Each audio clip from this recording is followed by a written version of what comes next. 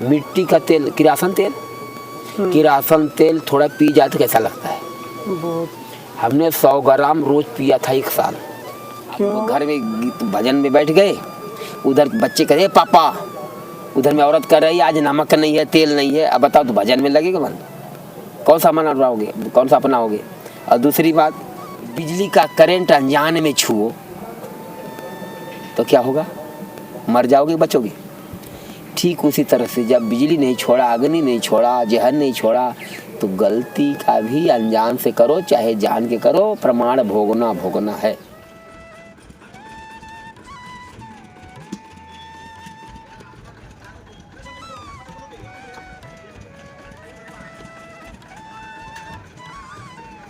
बाबा या गाड़ी में रहे और कछु सेवा प्रसादी जैसे आपके माध्यम से पहुंची है, जैसे ये बर्फ चाय की पत्ती है और ये कुछ मसाले और साबुन है जैसे, और ये थोड़ी मिर्च मसाले, ये चीनी है थोड़ी सी, और जैसे 2-3 तरह की बाबा दाल है हमें। ये तो ये अरहर की है, ये मूंग की है, कई की है, और ये चना की दाल है थोड़ी सी, और ये थोड़ा सा गुड़ है, ये सरफ, ये थोड़ा सा चावल, ये हल्दी,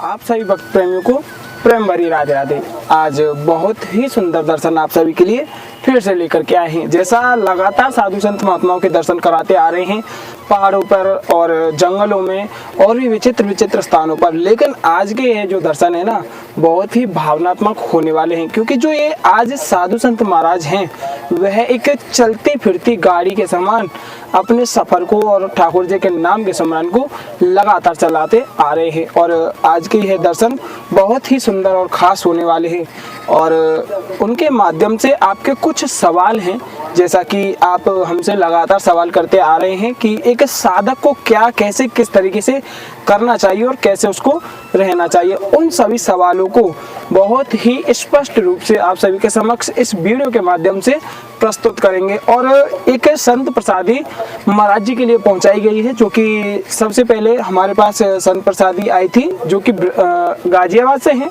राधा रानी जी का सहचरी स्वरूप वह मन में भाव रखते हैं, तो उनके माध्यम से ही यह संत प्रसादी पूर्ण हो पाई है। और अगर आप इस संत प्रसादी से जुड़ना चाहते हैं तो आप नंबर दिया गया है, उसके माध्यम से कांटेक्ट करके आप संत प्रसादी से जुड़ सकते हैं। और आज के दर्शन बहुत ही सुंदर हैं। आइए आपको संत महाराज के वाणी के माध्यम से कुछ भाव और एक सेवा का स्वरूप और सत्संग को सुनाते हैं, जैसा कि बहुत ही भाव उनके जुड़े हुए होते हैं जो संत महात्माओं के दर्शन कर पाते हैं, क्योंकि संत महात्माओं के माध्यम से ही हमारे जीवन की एक जो उत्कंठा मन में रहती है वह संपूर्ण रूप से पूर्ण हो पाती है। तो आइए महाराज जी के माध्यम से कुछ वाणी का भाव आप सभी तक पहुंचाते हैं और आपको सत्संग का सुंदर स्वभाव सुनाते हैं। आइए।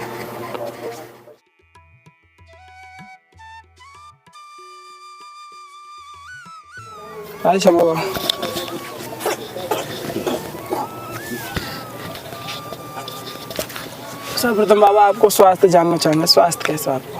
बहुत बढ़िया, बहुत बढ़िया स्वास्थ्य, और भगवान के चरणों में लगे तो फिर स्वास्थ्य की कुछ नहीं किया। बाबा जैसे आपको जो स्थान है वह कहाँ से है? हम चलते फिरते भागा रहते हैं, चलते फिरते रहते हैं, कथा प्रवचन कहीं हो गया कर देते और ऐसे विचरते रहते हैं। अच्छा बाबा, जैसे अब यहाँ ब्रज में कैसे आगमन भयो, ब्रज में कैसे आए?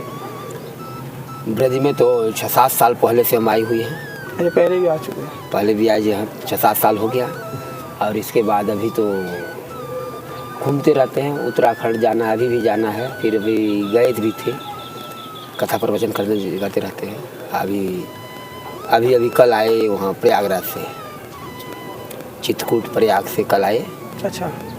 और हो गया, अब यहीं ठाकुर जी कृपा हो गई, अब यहाँ श्री जी के दर्शन हो गए, रात रुक गए, अच्छा तो बाबा ये बताइए, जैसे कि कोई भी जैसे हम साधारण इंसान के अपने जो दुखन्ने कैसे दूर कर सके, जो कि आज कलयुग के समय में हर कोई दुख में ही है ज़्यादातर, तो उन दुखन्ने कैसे? उसका सबसे एक उपाय है भगवान का भजन, हरि का भजन। उसका एक ही उपाय है, बाकी उसका कोई उपाय नहीं है दुख दूर करने का। न कोई डॉक्टर दुख दूर कर सकता और न कोई वैद्य दुख, ओझा देवा करने वाला, भूत प्रेत वाला, वो भी कोई दुख दूर नहीं कर सकता। केवल उसका एक दुख दूर करने का एक ही उपाय है, हरि का भजन। हरि का भजन, बस हरि का भजन करो, मस्त रहो, कभी रोग दुख आएगा नहीं। हमने तो प्रत्यक्ष देख लिया। अच्छा, अब विश्वास ना करोगे, हम तो 22-23 साल से रहे, 22-23 साल के रहे, तब तक से हमने, जब से गुरु दीक्षा लिया, भजन में लगा, तब से हम गोली का स्वाद नहीं जानते कैसा लगता है। अच्छा, जो अभी जैसे कि स्वास्थ्य खराब होने पर जो गोली लेते हैं, इंजेक्शन लेते हैं, जब गोली का ही स्वाद नहीं जानते तो इंजेक्शन क्या पूछना, वो तो डॉक्टर का हमने मुंह देखा ही नहीं। अच्छा, जब से तो बाबा बीती हुई बात है, दूसरे को प्रत्यक्ष भी बात है। तो बाबा ये आप और वो भी समझ लो, इसके पहले भजन में नहीं थे तब की बात समझ लो, कोई बात बनाने की बात नहीं है।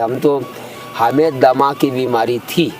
अच्छा, हम 2.5 साल के थे, छोटे से, हमारे जब तक पिताजी जीवित रहे तब तक कोई चैन की नींद नहीं सोए, क्योंकि 2.5 साल के थे, दमा की बीमारी थी। दमा सबको, हर कोई जानता है कि दमा की बीमारी में क्या हालत होती है। दमा की बीमारी वाला कुछ कर नहीं सकता, लेकिन ये तुम्हारे सामने बैठा है प्रत्यक्ष। और जब से हमने ले लिया, जब से भजन में लग गया, फिर पहले हम तो न खट्टा कोई खाता था, न छाछ पीता था, न दही खाता था।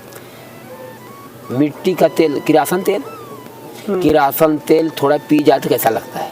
बहुत। हमने 100 ग्राम रोज पिया था 1 साल। क्यों बाबा? वही दमा के चलते। अच्छा, दमा की बीमारी में जो केरोसिन तेल होता है उसको पिएगा? कोई बता दिया। अच्छा, अब जो मरता क्या नहीं करता, वो तो है बाबा, जो बता देता वही करने लगते। तो पिताजी लोग थे, जो कोई बता दिया कि मिट्टी का तेल पियो 100 ग्राम रोज तो ठीक हो जाएगा। और पिताजी डांट मार के पिलाने लगे थे। 1 साल पिया, लेकिन पीने के बाद कैसा लगता था तो हम ही जानते हैं। वो तो बाबा शरीर के लिए भी घातक है। लेकिन फिर भी 1 साल पिया हमने, कछु नहीं हुआ। पिताजी मर गए वही करते, दवा कराते कराते।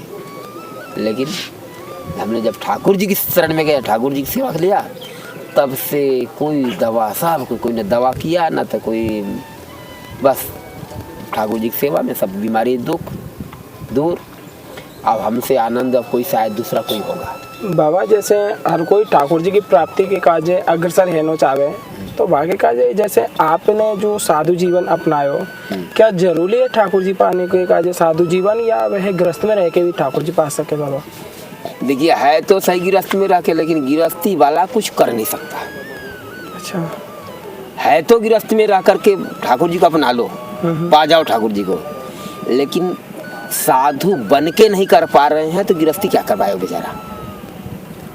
इतनी परेशानियां हैं, इतनी झेलना पड़ेगा गृहस्थी लोगों को। ठाकुर जी गृहस्थ में महा मुश्किल है, संभव है, क्योंकि विरक्त लोग विरक्त में रह के नहीं कर पा रहे हैं और ना कर रहे हैं।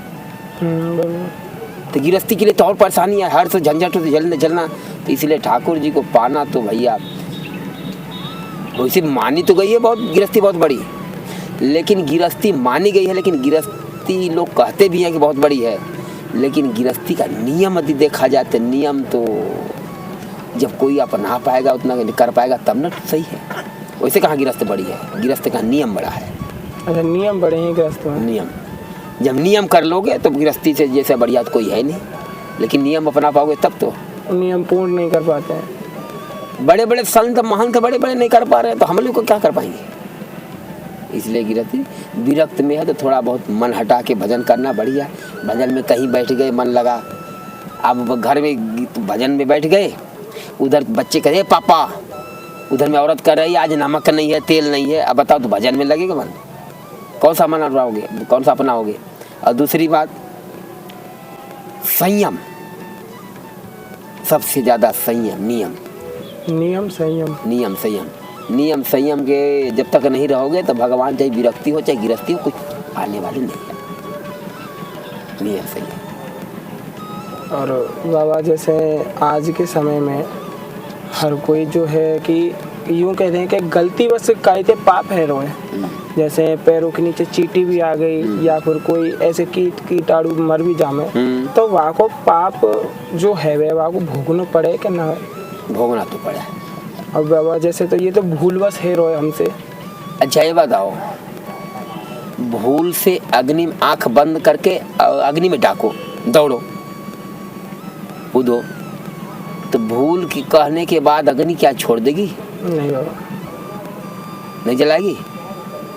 जला देगी बाबा। नहीं छोड़ेगी।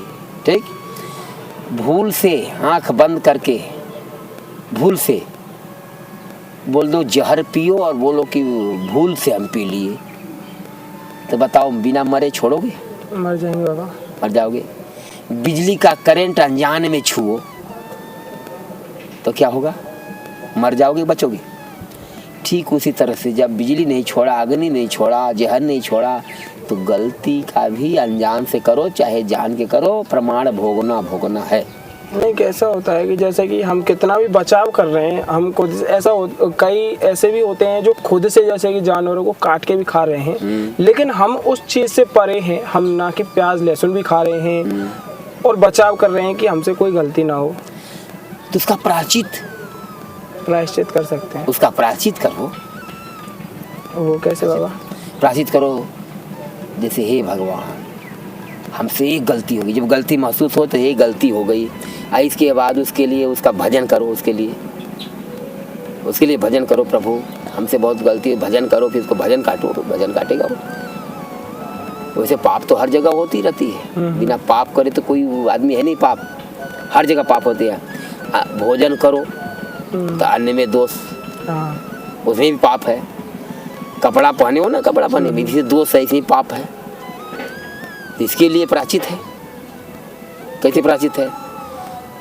भोजन करो तो भगवान ठाकुर जी को भोग लगा के तुलसी डाल के भोजन करो, तो फिर अन्न नहीं रहेगा, पाप नहीं लगेगा, फिर वो भोजन प्रसाद बन जाएगा। अच्छा, तुलसी प्रसाद, तुलसी डाल दो, प्रसाद भोजन भगवान जो भोग लगा ठाकुर जी को वो प्रसाद बन गया, फिर अन्न मान के ना खाओ, उसको प्रसाद पाओगे, प्रसाद पा रहे हैं तो पेट भी भरेगा और प्रसाद नाम हो जाएगा। अन्न रहेगा नहीं, अन्न नहीं खा रहे में प्रसाद पा रहे हैं, प्रसाद ही बन जाती है, प्रसाद बन जाएगा। तो ऐसे कपड़े भी पहनना है तो कपड़े भी पहनना है तो भगवान को अर्पण कर दो, तुलसी डाल के अर्पण कर दो, प्रभु आप प्रसादी बना के आप ले लो, पहन लो, तो इस पाप नहीं लगेगा। इसलिए ऐसी प्रायश्चित है। कोई अनजाने में पाप हो गया, अरे राम राम राम राम, बहुत गलत हो गया, हमको नहीं करना चाहिए ऐसा, अरे राम राम गलत हो गया, ऐसा नहीं करना चाहिए, और फिर दोबारा वैसी गलती जान के कभी करना मत, तो माफ़ हो जाएगी। प्रायश्चित भी किए वैसा गलती फिर कबो ना करो, माफ़ हो जाएगी। और इसे जान के भी कर भी रहे हो और करो कि अनजाने में हो गया, फिर भी कर रहे हो, अनजाने में हो गया फिर ही करो, वो जीवन में कभी माफ़ होने वाला नहीं। और बाबा यह शरीर है ठाकुर जी ने कैसे अर्पित कर दें? ठाकुर जी को अर्पित बहुत सरल उपाय है। जो भी काम करो भगवान के लिए करो, ठाकुर जी के लिए करो, अपने लिए ना मत करो। आजकल ना हर कोई माया में ऐसा लिप्त है, रोए के बाद समय ही ना मिल पा रो कमाई में और यहाँ में, तो फिर वो ठाकुर जी कहाँ हो रहा है? ठाकुर जी का अर्पण कहाँ कर रहा हो? तो बाबा कैसे बात चीज़ की काज भाई पावे?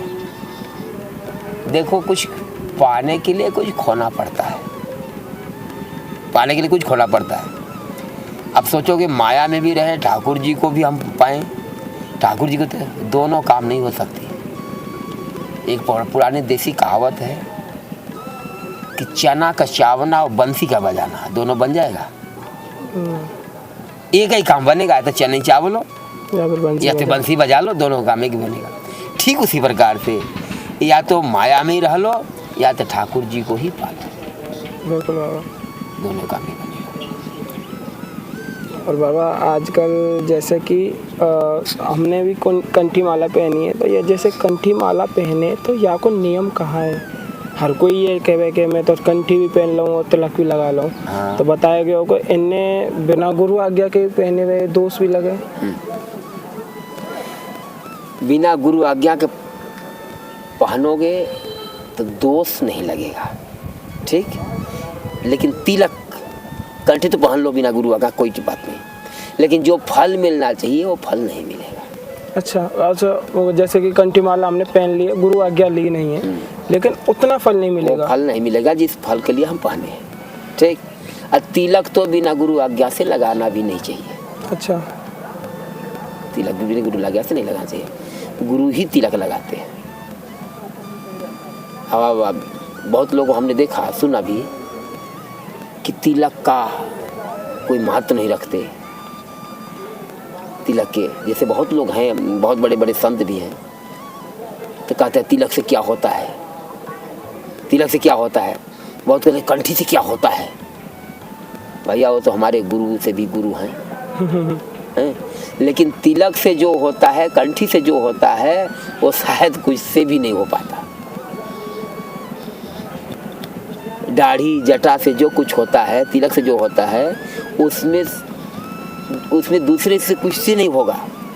कितना भी भजन कर लो, कितना भी भजन कर लो, लेकिन तिलक नहीं लगाया है, कंठी नहीं पहनना, गुरु से दीक्षा नहीं लिया, गुरु से आज्ञा बिना लिए कुछ नहीं होगा। चाहे भी इतना कुछ भी कर लो। जैसे 50 क्विंटल दूध हो ना, उसको बर्बाद करने के लिए थोड़ी सी खटाई काफ़ी है। बिल्कुल, थोड़ी खटाई काफ़ी है, क्योंकि बिना गुरु आज्ञा का भजन करोगे तो भजन तो करोगे, लेकिन इतना खराब हो जाएगा भजन में थोड़ी सी अनजाने में गलती हो जाएगी, सारा भजन चौपट हो जाएगा। फिर वो भार पड़ने लगेगा, कंठी माला भी तिलक भी भार पड़ने। इसलिए गुरु आज्ञा जरूरी है, तिलक जरूरी है, कंठी जरूरी है। जितने भी है महापुरुषों का दिया हुआ, जितने ग्रंथ लिखे हैं सब सही है, और ग्रंथ के हिसाब से ही हमें गुरु आज्ञा से ही सब कुछ करना चाहिए, धर्म कर्म। जैसे बाबा हम जैसे कि जो भी सत्संग है, जो भी वीडियो है रही है, तो हम हर वीडियो में ये भाव हर भक्तन तक पहुँचा में कि बाबा ब्रज को वास कैसे पावे। हर कोई या चीज़ें चाह रहे हो, हर के मन में चेष्टा है कि मैं भी ब्रज आ जाऊँ, मैं भी ब्रज आ जाऊँ, तो वो ब्रजवास कैसे पूर्ण रह पावे। जब तक भजन नहीं करोगे, भजन नहीं करोगे तो न ब्रजवास मिलेगा, ना अयोध्यावास मिलेगा, ना चित्रकूटवास मिलेगा। अच्छा, भजन के भजन करोगे तो भजन करने से कभी भी कुछ भी वो कर सकते हो, भजन के प्रताप से। भजन नहीं रहेगा तो कुछ नहीं होगा। ये सब लोग ब्रज में है ना, तो ये भजन के ही प्रताप से हैं। हम सब इस जन्म के नहीं, अगले जन्म का भजन से हैं, अगले जन्म की कृपा से, पुण्य से हैं। अगले जन्म में ऐसा कुछ कर्म किए थे, अब ब्रज में हैं। अब ब्रज में रह करके भी अब कुछ नहीं करेंगे, अब इधर उधर करेंगे, तो फिर अगला जन्म फिर कहाँ होगा भगवान वही जाने भैया। हाँ, अपनी मस्ती में आएंगे, अब तो हम ब्रज में आएंगे। अब हमें क्या करना है। बहुत से संत भी हम बोलते हैं, हमें भी मिलते हैं, अरे हम तो ब्रजवासी हैं भैया, हमें क्या कोई ज़रूरत नहीं है कुछ करने की। हम बोले बहुत बढ़िया भाई, ब्रजवासी भाई तुम्हें भी प्रणाम। ब्रज में हो, बहुत बढ़िया ब्रजवासी हो, बहुत अच्छी बात है, बहुत अच्छी बात है। लेकिन ब्रजवासी काहे को हो? ब्रजवासी वो है जो भजन कर रहा है। कहीं का भी आदमी हो ना, यदि यहाँ रह के ब्रज में रह के भजन कर रहा है तो असली ब्रजवासी तो वही है। मतलब ब्रजवास पावे के साथ ही साथ ठाकुर जी के नाम को सिमरन जरूरी है। का सिमरन तो जरूरी है। अब वही नहीं है, भजन नहीं है, तो चाहे ब्रज में रहो चाहे कहीं रहो, सब वही है। अब यहाँ भी देख रहे हो ना, कितने लोग अत्याचार कर रहे हैं। ब्रज में ही है, मांस खा रहे हैं, मदिरा पी रहे हैं, चोरी लूटी कर रहे हैं। अब उसको कौन ब्रजवासी कहोगे? कौन ब्रजवासी कहोगे? वो अगले जन्म के प्रताप से तो ब्रज में आ गए, ब्रज में मिल गए। बाबा या गाड़ी में रहे में और कछु सेवा प्रसादी जैसे आपके माध्यम से पहुंची है, जैसे ये बाबा चाय की पत्ती है और ये कुछ मसाले और साबुन है जैसे, और ये थोड़ी मिर्च मसाले, ये चीनी है थोड़ी सी, और जैसे 2-3 तरह की बाबा दाल है यहाँ में। ये तो ये अरहर की है, ये मूंग की है, कई की है, और ये चना की दाल है थोड़ी सी, और ये थोड़ा सा गुड़ है, और ये सरफ थोड़ा सा चावल, ये हल्दी और यहाँ में बाबा तुम्हारी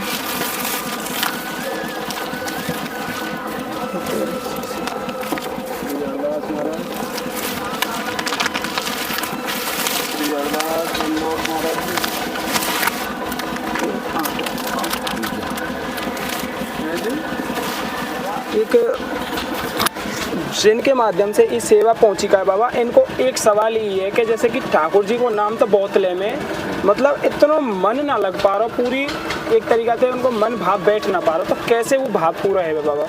सबसे पहले तो गुरु दीक्षा लें। अच्छा। तुलसी धारण करें, गुरु दीक्षा लें, इसके बाद नियम संयम करें। उनका मन नहीं लगा तो हमको बताएं। वो गाजियाबाद के रहने वाले हैं बाबा, और बहुत समय थे यहाँ ब्रज में भी आना चाहे तो ब्रज में भी ना आ पा रहे, ठाकुर जी को नाम तो सार्थक ना है पा रहा कहीं ना कहीं। जब तक गुरु दीक्षा लेंगे नहीं उनका सार्थक लगेगा ही। अच्छा, गुरु दीक्षा के बिना भजन पूरा ना है पा रहा? सब अपूर्ण है, ये जीवन ही अपूर्ण है बिना गुरु दीक्षा के। इसलिए गुरु दीक्षा लेना बहुत जरूरी है। गुरु दीक्षा पहले लें, पहले वैष्णव दीक्षा लें, इसके बाद फिर भजन में लगे, क्यों नहीं लगेगा। अच्छा, और ब्रजवास भी ऐसे ही संभव है? ब्रजवास ऐसे ही है। प्रथम सुने भागवत, भक्तन मुख की वाणी।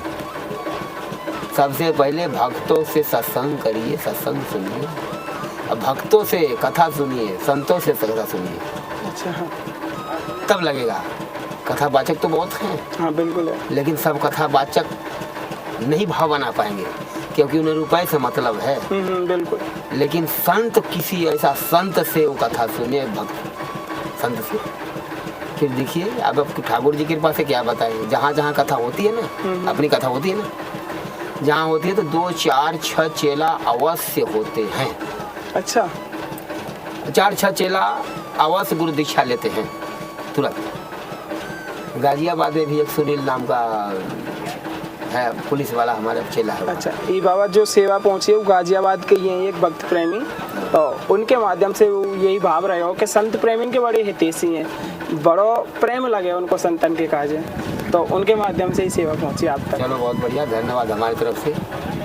और यदि गुरु दीक्षा न लिए हों तो अच्छा सा गुरु बना के, अच्छा गुरु देख करके गुरु दीक्षा अवश्य ले ले, फिर उनका कार्य अवश्य होगा। बिल्कुल, मन लगेगा भजन में। लेकिन जब तक गुरु दीक्षा गुरुमुख नहीं रहेंगे ना, तब तक मन लगने वाला नहीं। क्योंकि दूध जो है ना, जब तक दूध रहेगा तो उसको खराब होने का डर रहता है। दूध का कुछ भी बना लो, दूध का, बिल्कुल। लेकिन अब जब दूध के बाद यदि जामुन पड़ गया तो क्या बोलते हैं, जामुन, हाँ, दही बन जाता है। दही बन जाता है। जामुन यदि पड़ गया तो फिर न तो दही, न तो खराब होगा, न तो कुछ बन सकता। केवल एक चीज बनेगा, क्या, उसका माखन निकलेगा। बिल्कुल बाबा, अब दूसरा कुछ नहीं बन सकता। ठीक उसी प्रकार से जब तक गुरु दीक्षा न लिए तो मन बहुत भटकेगा, इधर उधर भटकेगा, कुछ भी कहेगा, अरे ये नहीं वो करो, ये नहीं वो करो। और जहाँ गुरु दीक्षा ले लेंगे ना, तो जामुन पड़ गया जहाँ, तो दही जम गए, फिर भगवान के ऊपर अटल हो गए, फिर वो तो जल्दी एक बार टेढ़ा कर दे तो फिर गिरने वाला नहीं, क्योंकि जम गया वो। अच्छा, मतलब पूर्ण रूप से साधक बन जाएगा और ठाकुर जी में मन प्रीति आ जाएगी। तो यही आज बहुत ही सुंदर से भाव है बाबा की, जो ये एक स्थान विशेष है बाबा, यही में रह में बाबा। जैसे पीछे की साइड में सोने करने की व्यवस्था बनाई हुई? सोना नहीं है, सोना पूरा सामान भरा है कथा का। अच्छा, कथा को सामान। अच्छा, आप जहाँ स्थान मिले वहीं पे कथा शुरू कर दें। बाबा की है बहुत ही सुंदर सी भाव सेवा आप सभी ने सुनी। और यह जो आप देख रहे हैं गाड़ी, इस गाड़ी के अंदर ही बाबा महाराज विराजते हैं। यहाँ बहुत ही सुंदर सुंदर दृश्य आप देख लीजिए। यहाँ तुलसी मैया हैं, राम भगवान और सीता मैया हैं, और हमारी लाडली जो श्री राधा रानी जी और भगवान श्री कृष्ण के भी पावन दर्शन हैं। बहुत ही सुंदर से दर्शन आप सभी कर रहे हैं इस वीडियो में।